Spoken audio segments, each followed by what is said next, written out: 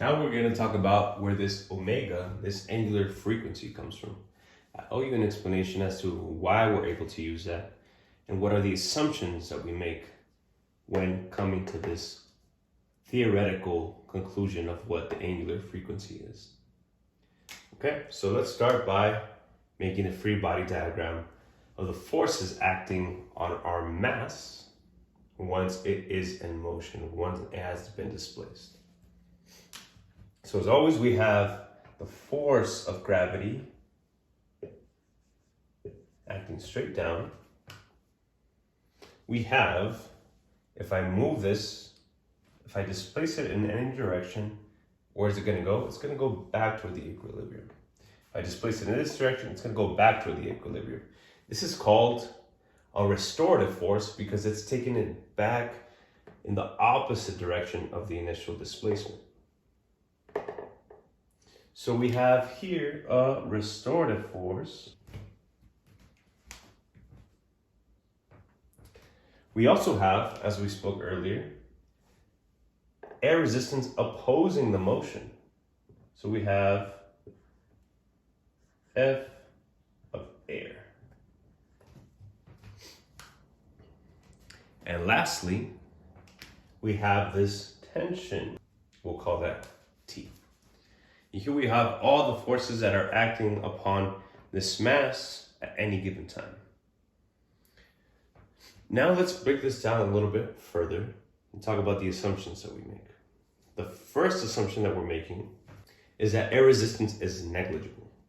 So our theoretical equation for angular frequency depends on this being true.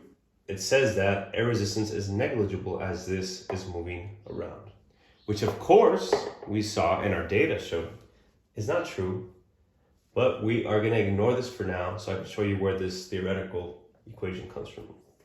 So we're saying that this is not actually there. So let's do a decomposition of force here, and that's going to help us come to this conclusion. So I'm going to take this and I'm going to make it into a triangle here.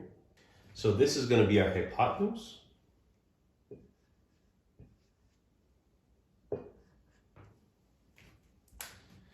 Now we have the components of this going along the line of the radius.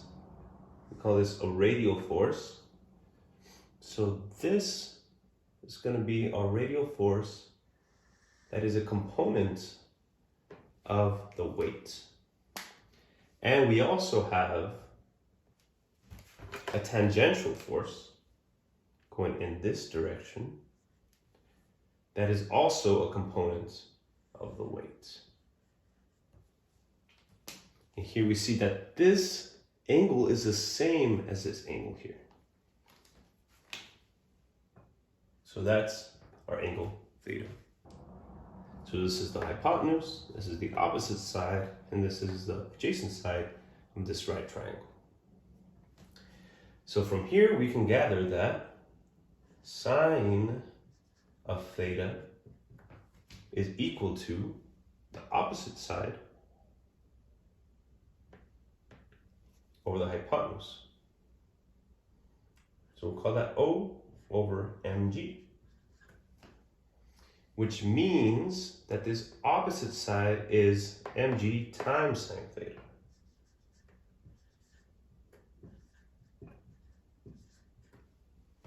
So we can go ahead and label that as such here. Now let's figure out what this side is. Now this radial component of the weight is just going to be, by the same logic, we know that cosine of theta, we'll call that side adjacent. That's going to be the adjacent over the hypotenuse, which was mg. So this side A is mg cosine theta. Another assumption that we make here is that this is equal to this. In other words, we're assuming that this is not straight stretching, that it's not compressing as it's moving, the tension is always perfectly matched by this radial component of the weight. So this is a rigid string that is not bobbing up and down. It's always maintaining that radius. Again, in practicality, we know that that's not true, that this is going to bob up and down, that this is going to stretch, and the more mass we put on it, the more it's going to stretch. For simplicity's sake, and to show you how this is arrived at, we're going to say that this and these cancel out. So now we see that this restorative force is all due to this component, mg sine theta. My force, restorative, the force that is always opposing the initial displacement, is mg sine theta.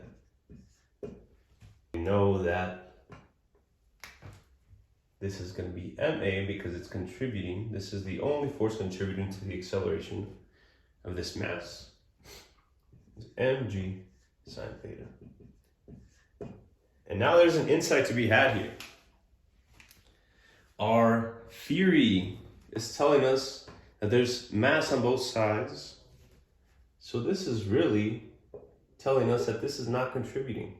So this tells us that the mass is really having no effect on the system, which is why we said, when we talked about the period, that the mass was not really affecting it. Again, in theory, that's true, but we saw that the mass has some effect on it. So we go on, and since this is a rotational system, we have to alter this.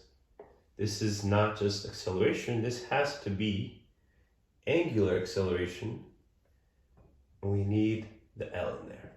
Since this is rotational, we have to make this distinction, we have to make this change.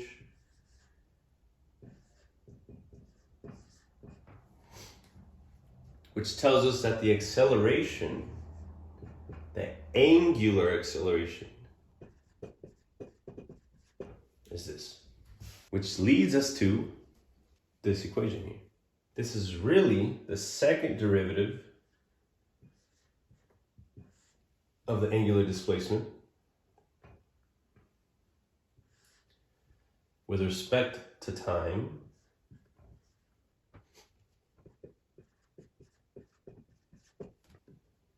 So this is a differential equation that we deal with a simple pendulum.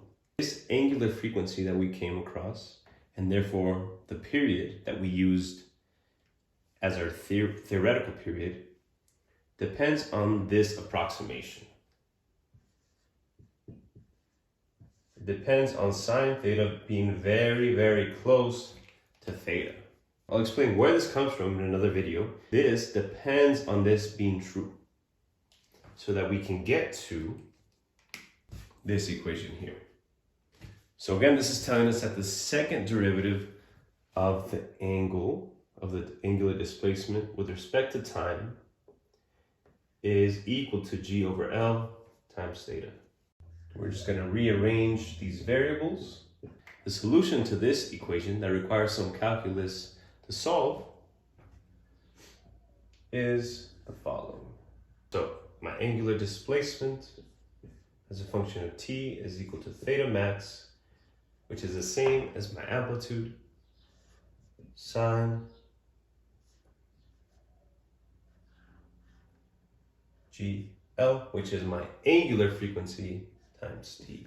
So that is where this angular frequency comes from the solution to this differential equation, which made the assumption that the displacement, the angular displacement, was small.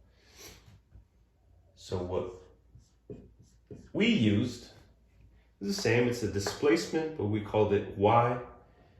We called this, my theta max, we called it a. And this is the equation that we used in our modeling process.